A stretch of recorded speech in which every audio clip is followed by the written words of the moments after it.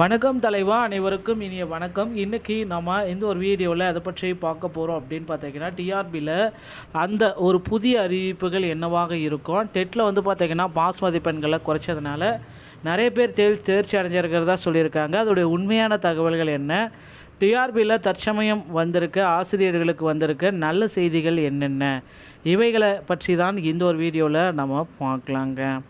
So நீங்கள் நம்முடைய சேனலை முதல் முறையாக பார்க்குறீங்க அப்படின்னா மறக்காமல் ஒரு சப்ஸ்கிரைப் அண்ட் பெல்லை கிளிக் பண்ணி வச்சுக்கோங்க. ஸோ வாங்க இந்த ஒரு வீடியோக்குள்ளே போகலாம். ஸோ டிஆர்பியில் நான் இங்கே எல்லாருமே எதிர்பார்த்த அந்த ஒரு மகிழ்ச்சியான செய்தி என்ன அப்படின்னு பார்த்தீங்கன்னா, ஸோ முதல்வர் பார்த்தீங்கன்னா டெட் பாஸ் அனைவருக்குமே 60 மார்க் எடுத்தால் போதும், அனைவருக்குமே டெட்டு பாஸ் என்ற அறிவிப்பை முதல்வர் விரைவில் வெளியிட இருக்காருங்க. ஸோ ஆசிரியர் தேர்வு வாரியத்தில் டெட் பாஸ் மார்க்கு அனைவருக்குமே 60 மார்க் என்றதை குறிப்பிட்டு சொன்னதுனால ரிசல்ட்டில் பார்த்திங்கன்னா மீண்டும் சில சேஞ்சஸ்கள் எல்லாமே வந்திருக்கு. ஸோ அந்த சேஞ்சஸ்களை பொறுத்து தான் ரிசல்ட்டும் மாறுபடும். அப்படி மாறுபட்ட ரிசல்ட்டை பார்த்திங்கன்னா ரீபப்ளிஷ் பண்ணியிருக்காங்க. அது ரிசல்ட்டை பார்க்காதவங்க தயவுசெய்து ரிசல்ட்டை பார்த்துக்கோங்க. ஸோ அடுத்து இன்னொரு விஷயத்தை நான் உங்களுக்கு கிளாரிட்டியாக எக்ஸ்பிளைன் பண்ண போகிறேன். யூஜிடிஆர்பி மற்றும் பிஆர்டியோடைய புதிய நோட்டிஃபிகேஷன் விரைவில் பப்ளிஷ் பண்ண போகிறாங்க. ஸோ யூஜிடிஆர்பியில் முக்கியமான தகவல்கள் என்னவாக இருக்கும் அப்படின்றது தான். ஸோ யூஜிடிஆர்பியை பொறுத்தவரைக்கும் நமக்கு சில முக்கியமான அறிவிப்புகள் வர இருக்குது. ஆசிரியர் தேர்வு வாரியத்தில் இந்த ஒரு அறிவிப்பை பார்த்திங்கன்னா இன்னும் ஒரு சில தினங்களில் தேர்வு வாரியத்துடைய தலைவர் அவர்கள் வெளியிடுவார் அப்படின்றத எதிர்பார்க்கலாங்க.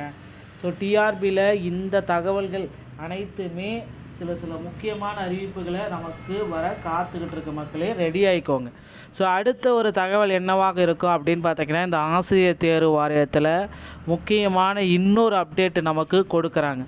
அந்த என்ன அப்டேட்டு அப்படின்னு பார்த்தீங்கன்னா, நியமன தேர்வு ரத்து செய்ய போகிறாங்களா இல்லையா, நியமன தேர்வு எந்த அளவுக்கு பார்த்திங்கன்னா நடக்கும், யாருக்கெல்லாம் இந்த நியமன தேர்வை நடத்துறதுக்கு தகுதிகள் இருக்குது அப்படின்றது தான் இப்போ கேள்விக்குறியாக இருக்குது.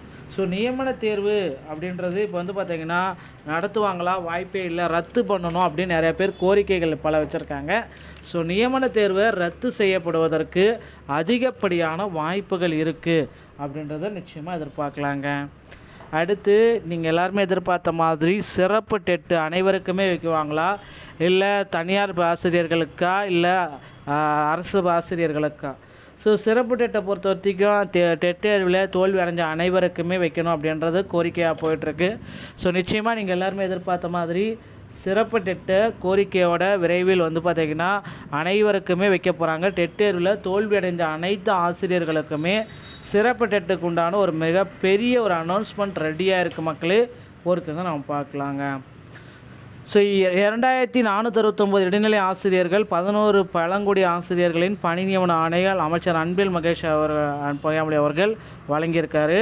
பழங்குடி ஆசிரியர்களுக்கு ஊராட்சி மன்ற மற்றும் சிறுபான்மை மொழி தொடக்க நடுநிலை பள்ளிகளில் காலியாக இருந்த இடைநிலை மற்றும் பட்டதாரி ஆசிரியர் பணியிடங்களுக்கு ஆசிரியர் தேர்வு வாரியம் மூலம் 2469 பேர் தேர்வு செய்யப்பட்டு அவர்களுக்கான பணி நியமன ஆணைகளை பள்ளிக்கல்வித்துறை அமைச்சர் அன்பில் மகேஷ் பொய்யாமொழி அவர்கள் வழங்கினார். 11 பழங்குடி பிரிவை சேர்ந்தவர்களுக்கு பணியாணைகள் வழங்கப்பட்டது. பள்ளிக்கல்வியில் தொடக்க கல்வி இயக்கத்தின் கட்டுப்பாட்டில் கீழ் செயல்படும் ஊராட்சி ஒன்றிய தொடக்க நடுநிலை பள்ளிகள், சிறுபான்மை மொழி உதவி பள்ளிகள் கடந்த 2014ஆம் ஆண்டு முதல் ஆசிரியர் பணியிடங்கள் காலியாக இருந்தது. இடைநிலை மற்றும் பட்டதாரி ஆசிரியர் பணியிடங்களை நிரப்ப அரசு ஒப்புதல் அளித்து ஆசிரியர் தேர்வு வாரியத்தின் மூலம் தகுதி தேர்வு போட்டித் தேர்வில் தேர்ச்சி பெற்றவர்கள் 2025ஆம் ஆண்டு முதல் நேரடி நியமனம் செய்யப்பட்டனர். அதன்படி 2342 பேர் இடைநிலை ஆசிரியர்களாக நியமனம் செய்யப்பட்டனர்.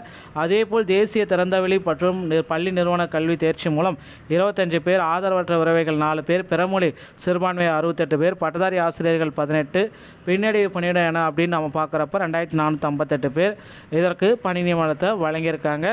ஸோ இதுதான் தற்சமயம் வந்திருக்கு அந்த ஒரு முக்கியமான அறிவிப்பு ஆசிரியர் தேர்வு வாரியத்தில். ஸோ டிஆர்பி மற்றும் பள்ளிக்கல்வித்துறை சொந்தமான செய்திகள் அனைத்தையும் நீங்கள் உடனுக்குடன் பெற நீங்கள் நம்முடைய சேனலோட இணையதளங்கள் மீண்டும் ஒரு நல்ல தகவலோடு நான் உங்களை சந்திக்கிறேன். நன்றி, வணக்கம்.